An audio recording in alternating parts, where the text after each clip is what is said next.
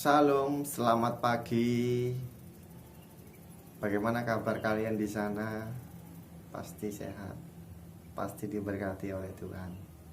Nah, pagi hari ini Pak Elia akan memberikan materi tentang tanggung jawab manusia dewasa. Tetapi sebelum kita mendengarkan penjelasan dari Pak Elia, kita berdoa dulu. Tuhan Yesus, terima kasih buat anugerah kasih-Mu sampai hari ini. Sebagaimana kami ada, semua karena anugerah Tuhan. Terima kasih Tuhan Yesus. Kami mau belajar pendidikan agama Kristen dan budi pekerti. Kiranya Tuhan memberkati kami. Dalam nama Tuhan Yesus. Amin. Nah, baik. Nah, beberapa waktu yang lalu kita sudah mempelajari tema tentang bertumbuh menjadi dewasa. Dan hari ini Pak Elia akan melanjutkan tentang tanggung jawab manusia dewasa. Nah, pengertian tanggung jawab menurut Kamus Besar Bahasa Indonesia menjelaskan bahwa keadaan wajib menanggung segala sesuatu. Ya, kalau terjadi apa-apa boleh disebut dipersalahkan atau diperkarakan. Nah, dalam tanggung jawab orang percaya dituntut untuk berbuat sesuatu atau bersedia menerima konsekuensi dari perbuatannya. Artinya, dalam tindakan tanggung jawab terhadap kesadaran untuk melakukan, kesediaan bertindak, dan kemampuan melakukan tindakan. Nah, ini pengertian tanggung jawab menurut Kamus Besar Bahasa Indonesia. Nah, tanggung jawab merupakan kesadaran manusia akan tingkah laku atau perbuatan yang disengaja maupun yang tidak disengaja. Tanggung jawab juga berarti berbuat sebagai perwujudan kesadaran akan kewajibannya. Nah, di dalam suatu keluarga kita mempunyai tugas dan tanggung jawab masing-masing. Orang tua tugasnya mendidik anak dengan baik. Tanggung jawabnya membesarkan anak, membiayai anaknya hingga dewasa. Demikian juga sebagai anak, tugasnya membantu pekerjaan rumah, membantu pekerjaan rumah tangga, seperti menyapu, mengepel, mencuci baju, dan lain sebagainya. Tanggung jawab anak kepada orang tua adalah berbakti kepada mereka dan menjaga keutuhan nama baik keluarga. Bukan hanya itu saja, kita sebagai anak bangsa harus bertanggung jawab juga untuk menjaga dan mengharumkan nama bangsa kita dengan prestasi, dengan bakat yang kita miliki. Seorang pemimpin harus memberi contoh yang baik kepada anak buahnya. Tanggung jawab dengan rakyat kecil yang belum mendapatkan suatu keadilan di dalam kehidupan ini. Kita sebagai satu kesatuan bangsa Indonesia harus saling membantu satu dengan yang lainnya, karena itu yang membuat kita utuh.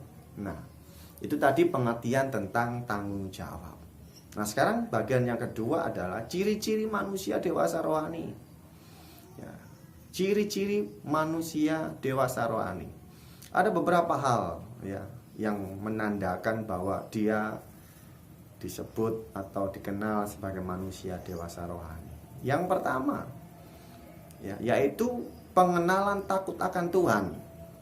Filipi 3 ayat 10, Amsal 1 ayat 7. Pengenalan takut akan Allah adalah salah satu hal yang paling utama. Pengenalan takut akan Tuhan ini bukan cuma secara pengetahuan, secara pikiran saja, melainkan takut akan Tuhan itu berkaitan tentang hubungan, komunikasi. Dan pengenalan ini merupakan pengenalan dari hati ke hati yang menghasilkan satu perubahan dan menghasilkan penyerahan tanpa batas. Ini jadi ciri manusia dewasa rohani. Pasti pengenalan takut akan Tuhan itu luar biasa.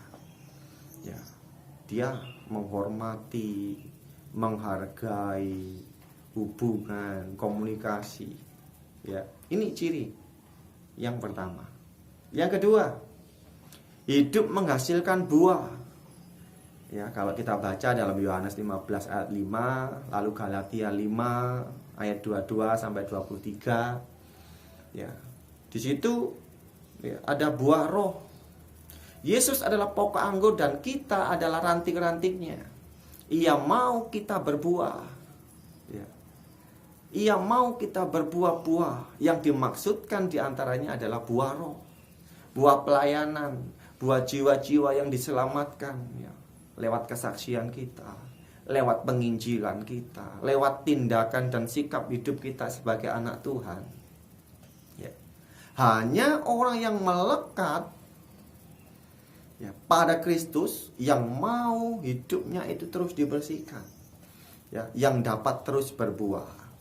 Yohanes 15 ayat 2 sampai 4 ya, harus dibersihkan. Supaya apa? Supaya terus berbuah dan melekat kepada pokok anggur, yaitu Tuhan Yesus. Nah, buah roh ya, buah roh atau buah-buah roh yang dihasilkan orang percaya yang hidupnya dipenuhi Roh Kudus ya. Ada berapa? Masih ingat? Ayo sebutkan. 1, kasih, iya kan?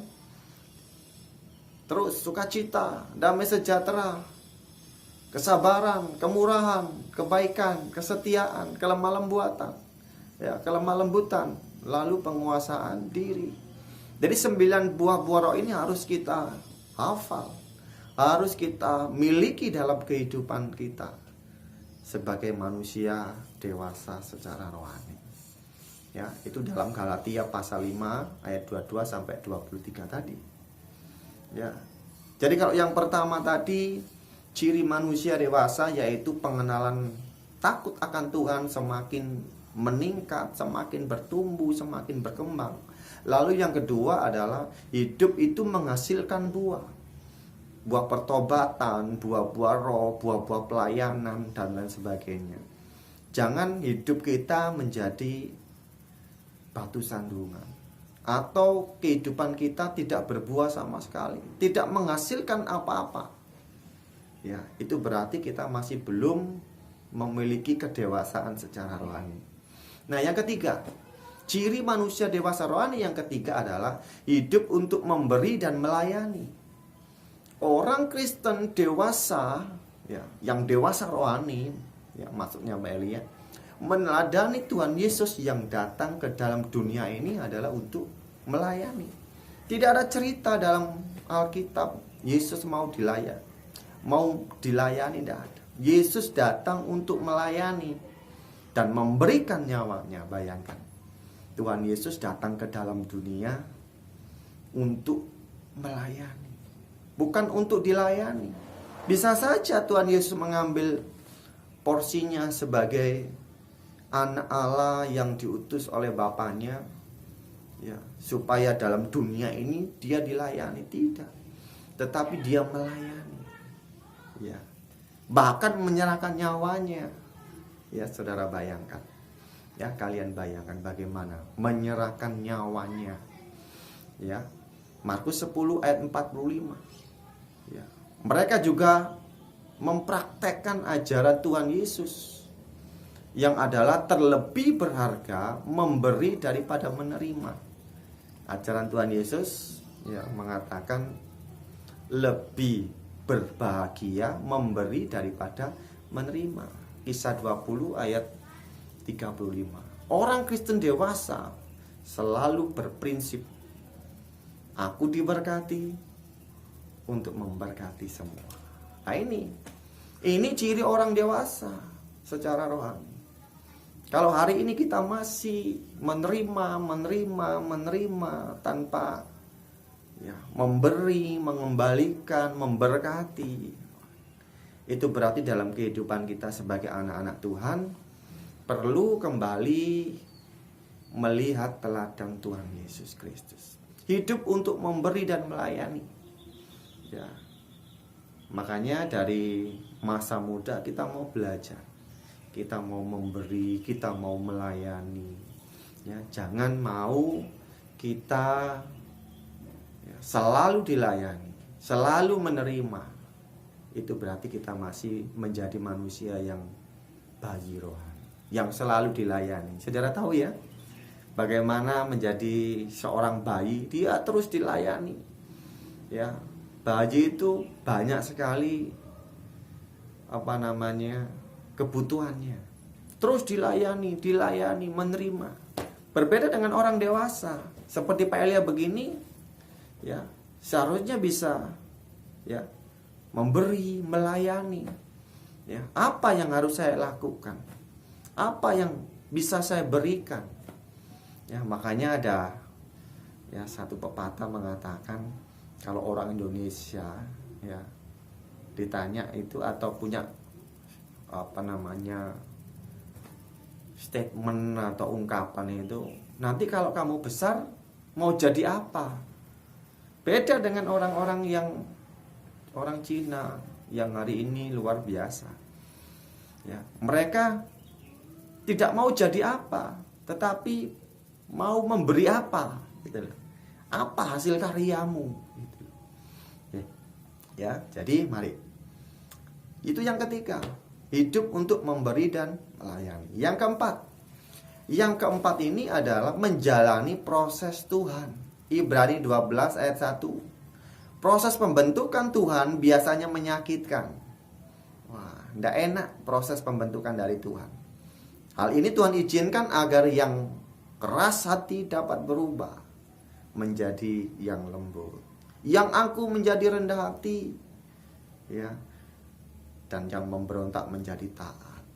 Ya, Ulangan 8 ayat 2-3.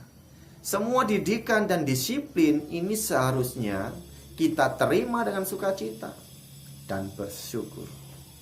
Bukan dengan bersungut-sungut, bukan dengan ngomel-ngomel. Setiap hari masalah, pergumulan, ujian, pencobaan itu sudah menjadi bagian kehidupan kita. Ya, semua masalah boleh datang.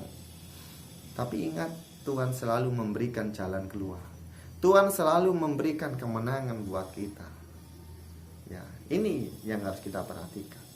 Mungkin hari ini kalian menghadapi masalah tentang pelajaran online, pelajaran daring. Tetapi kalau kita mau sungguh-sungguh berusaha, sungguh-sungguh berikhtiar, ya, Pak Elia yakin tidak ada yang sulit. Ya, Tuhan pasti memberikan jalan keluar. Ya, Tuhan pasti menyelesaikan setiap masalah pergumulan kita. Nah, ini menjalani proses dari Tuhan. Ini kehidupan manusia dewasa, ya, dewasa rohani. Selalu ada proses dari Tuhan.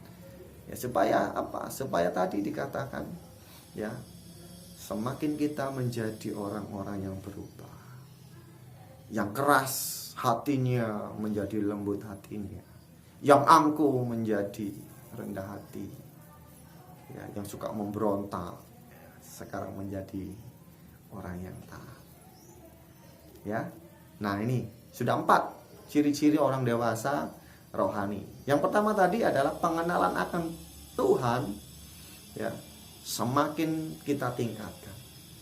Lalu yang kedua, hidup ini harus menghasilkan buah roh, buah pertobatan, buah pelayanan, dan lain sebagainya. Yang ketiga adalah hidup untuk memberi dan melayani. Yang keempat, menjalani proses dari Tuhan. Yang kelima sekarang, nah, ciri manusia dewasa rohani adalah hidup kudus. Hidup kudus. Ya, di dalam firman Tuhan, ya, surat 1 Petrus 1 ayat 16 berkata, sebab ada tertulis, kuduslah kamu sebab aku kudus. Ya, karena dengan kekudusan, ya, dengan menjaga kekudusan, kita bebas merdeka. Kita bebas merdeka dari ikatan daging dan belenggu apapun. Ya, sehingga apapun yang Tuhan perintahkan, kita akan berkata siap. Dan berkata, ini aku Tuhan. Ubahlah aku jadi seperti yang Tuhan mau. Jadi selaku orang-orang percaya, kita jangan turuti hawa nafsu. Jangan turuti kedagingan yang membuat kita malu. Ya, kedagingan itu memalukan. Memalukan sekali. Ya, iri hati, dengki, amarah, nafsu, zina dan lain sebagainya. Ya, makanya perhatikan dengan baik kehidupan kekudusanmu di dalam Tuhan. Memang ya, sesuatu yang memalukan itu enak. Tetapi kalau saudara perhatikan, ya, kalau kalian perhatikan, ya, orang Jawa mengatakan enaknya sak klenteng, susahnya sak mongso rendeng. Bayangkan berapa sih kalau kita, ya, mohon maaf, kita mencuri HP, uang 1 juta, tapi hukumannya ini sedih. Membuat banyak orang di sekeliling kita itu sedih. Banyak orang membuat sekeliling kita itu susah dan lain sebagainya. Ya, kalau kita mau menjaga kehidupan kita dengan kekudusan, saya yakin kita ini hidup merdeka, tidak dibelenggu oleh apapun, tidak diikat oleh apapun. Sehingga ketika Tuhan perintahkan kita, Elia, siap Tuhan, laksanakan. Apapun yang Tuhan perintahkan, apapun yang Tuhan kehendaki, siap. Nah, ini ciri-ciri manusia dewasa rohani. Ya, ingat, ya, sudah 5 ciri-ciri manusia dewasa rohani. Ya. Lanjut, kita lanjut. Yang keenam. Yang keenam itu adalah taat dan setia. Sebagai manusia dewasa rohani, kita mesti taat. Kita mau setia. Seperti siapa? Daud. Ketika harus mengembalakan domba-dombanya, ia tidak peduli walaupun itu panas, walaupun itu hujan, walaupun musim salju, musim dingin, ia tidak mengeluh. Tidak mengeluh. Tetapi ia tetap bertanggung jawab. Ya, bertanggung jawab terhadap domba-domba 3-4 ekor yang menjadi gembalaannya itu. Nah, ini sehingga ketaatannya itu membuat rencana Tuhan terwujud dalam hidup kita. Luar biasa. Ya. Dengan perkara-perkara kecil kita mau taat, kita mau setia. Ya. Jangan kita sebagai anak Tuhan, orang Kristen, orang percaya Tuhan Yesus, lalu tidak setia. Ya, hari ini ke gereja, besok tidak ke gereja, besok tidak beribadah, besok lagi tidak beribadah. Bahkan semakin jauh, semakin meninggalkan Tuhan. Lalu ya, ketika hari raya, Natal, Paskah, udah mulai datang lagi. Saudaraku, ini tidak setia. Kita belajar dari seorang Raja Daud. Contoh lagi, Nabi Yunus. Ya, Nabi Yunus ini tidak taat ketika diutus oleh Tuhan. Ya, masih ingat ya cerita tentang Nabi Yunus? Tidak taat. Ya, mengakibatkan apa? Yunus menerima akibatnya. Yunus menerima konsekuensinya. Ya, karena ketaatan adalah wujud kesetiaan. Nah, ini kita perhatikan. Ya, jangan sampai kita menjadi orang yang tidak taat lalu kita menerima konsekuensi, kita menerima resiko, lalu risiko terlalu berat, akhirnya kita mengeluh, akhirnya kita bersungut-sungut, akhirnya kita berbuat yang tidak sesuai dengan kehendak Tuhan, tidak sesuai dengan peraturan-peraturan yang dibuat oleh negara, oleh pemerintah dan lain sebagainya. Ya. Jadi mari ya, kita mau taat dan setia. Yang ketujuh, terakhir, ciri-ciri manusia dewasa rohani adalah mengandalkan Tuhan. Siapa yang bisa kita andalkan dalam hidup kita ini selain daripada Tuhan? Tidak ada yang bisa kita andalkan. Manusia sekaya apapun, sehebat apapun, tidak bisa kita andalkan. Mereka sering mengecewakan. Mereka sering membuat kita sakit hati dan lain sebagainya. Tidak ada yang bisa kita andalkan dalam kehidupan kita.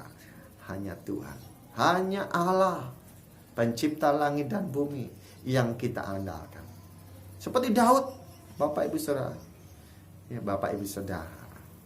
Ya, anak-anak sekalian, seperti Daud mengalahkan Goliat secara kasat mata tidak mungkin. Goliat itu besarnya luar biasa. Ya. 4-5 kali orang biasa. Tetapi ya, ia tidak mengandalkan baju perangnya, tidak mengandalkan pedangnya. Ya. Daud masih muda, masih merah, tetapi ketika ia mengandalkan Tuhan, ya, mengandalkan Tuhan pencipta langit dan bumi, Daud keluar sebagai pemenang. Ya. Orang yang mengandalkan Tuhan, ia tidak akan mudah tertipu. Tidak akan mudah tertipu dengan keadaan yang ada.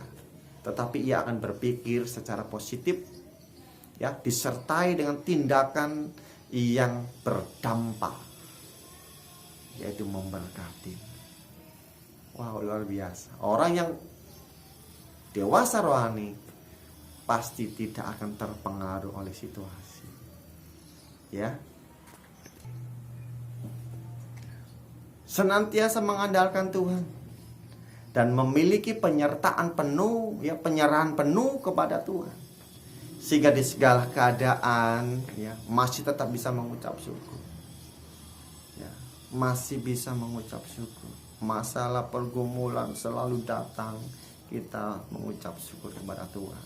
Kita diberkati, ya, kita mengucap syukur kepada Tuhan.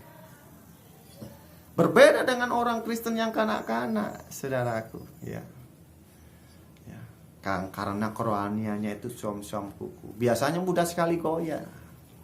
Ya, mudah terombang-ambing oleh situasi. Itu Kristen kanak-kanak, ya, bayi rohani. Ya, oleh sebab itu percaya pada Tuhan Yesus. Ya. Percaya kepada Tuhan Yesus. Ya. Jangan terombang-ambing oleh situasi dan keadaan. Kalau orang yang kanak-kanak rohani itu pasti terombang-ambing. Ya. Sudah percaya Yesus, mengikut Yesus, ya, tapi masih juga pergi ke paranormal, ke dukun, minta pertolongan kepada yang lain. Masih saja percaya kepada buku-buku primbon, cerita nenek moyang, ramalan bintang, dan lain sebagainya. Ini kanak-kanak rohani. Kalau sudah percaya kepada Yesus, ya, tetap mengandalkan Tuhan, tetap berserah kepada Tuhan.